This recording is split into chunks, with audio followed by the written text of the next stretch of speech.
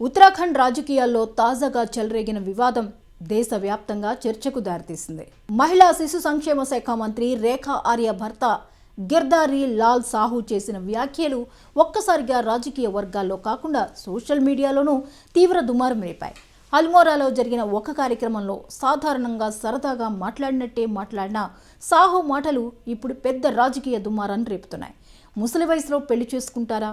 పెళ్లి కాకపోతే నేను బీహార్ నుంచి అమ్మాయిని తీసుకొస్తాను. అక్కడ 20,000 నుంచి 25,000 ఇస్తే అమ్మాయిలు దొరుకుతారు.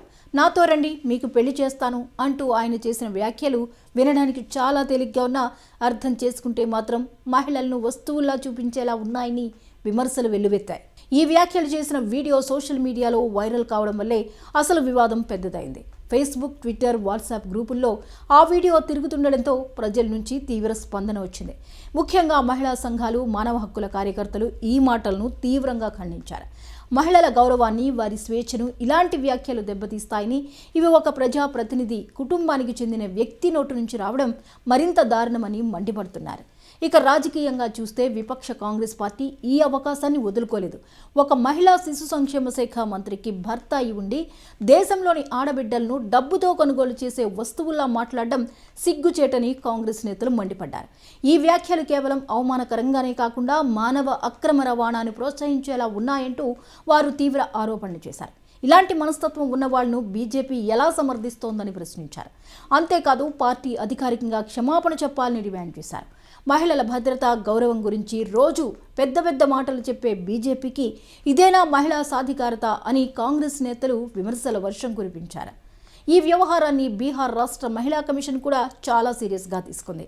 బీహార్ రాష్ట్రానికి చెందిన అమ్మాయిలను డబ్బుతో కొనుగోలు చేసేలా మాట్లాడడం ఆ రాష్ట్ర మహిళలందరినీ అవమానించినట్టేనని కమిషన్ అభిప్రాయపడింది. సాహు వ్యాఖ్యలు ఆయన మానసిక స్థితికి నిదర్శనమని మండిపడిన కమిషన్ చైర్పర్సన్ అప్సరా ఈ అంశంపై సాహుకు నోటీసులు జారీ చేస్తామని స్పష్టం చేశారు.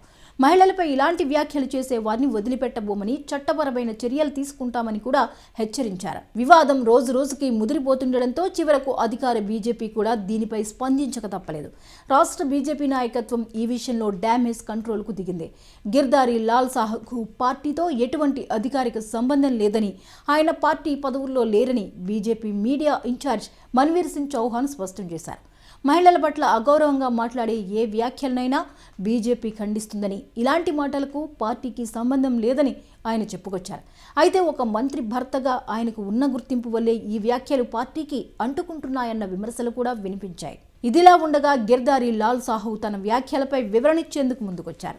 తన మాటలను కొందరు తప్పుగా అర్థం చేసుకున్నారని, అసలు ఉద్దేశం మహిళలను అవమానించడం కాదని ఆయన తెలిపారు. ఒక స్నేహితుడి పెళ్లి విషయంపై సరదాగా తేలిగ్గా అన్న మాటలని, వాటిని ఇంత పెద్ద వివాదంగా మారుస్తారని ఊహించలేదని చెప్పారు. తన మాటల వల్ల ఎవరికైనా నొప్పి కలిగితే బేషరతుగా క్షమాపణలు చెబుతున్నారని ఒక వీడియో సందేశం ద్వారా ఆయన ప్రకటించారు. అయితే ఈ క్షమాపణలపై కూడా మిశ్రమ స్పందన వచ్చింది. కొందరు ఆలస్యమైన క్షమాపణగా భావించగా, మరికొందరు ఒత్తిడి వల్లే ఆయన ఇలా మాట్లాడుతున్నారని విమర్శించారు. ఈ మొత్తం వ్యవహారం మరోసారి ఒక విషయాన్ని స్పష్టంగా బయటపెట్టింది.